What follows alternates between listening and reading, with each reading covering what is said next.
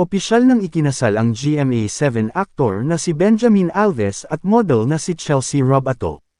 Ang kanilang pagsasama ay naganap sa Sun Chelsea na nagbunga ng matinding ningning habang siya ay matikas na naglalakad sa pasilyo, pinalamutian ng isang pasadyang Francis Libiran na wedding gown, habang si Ben ay nagpakita ng gilas sa kanyang pinasadyang suit, na idinisenyo din ng kilalang designer, ay ika-28 ng Enero taong 2024, sa Santuario de San Antonio Parish sa Forbes Park, Makati City.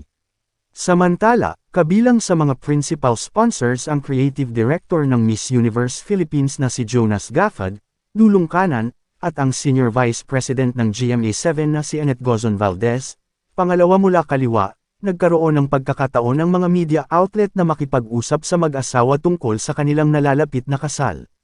Ginanap ang panayam sa 3rd anniversary party ng Zion Philippines noong ika-12 ng Enero taong 2024 sa Soler Resort and Casino. Sabi ni Benjamin, parang araw-araw kapag nagigising kami, parang kapag sinasabi namin sa isa't isa, parang, 15 days na lang or 14 days na lang. Kasi we went from 13 months ago. So, ngayon, ilang days na lang. Binanggit ni Benjamin na mas maaga silang magpakasal ni Chelsea kung hindi dahil sa pandemya. Sa tingin ko ang tanging bagay na pumipigil sa amin ay pandemya. So, we wanted to make sure, kasi both of our families are in the States. Kailangan kong siguraduhin na makakauwi sila para dito.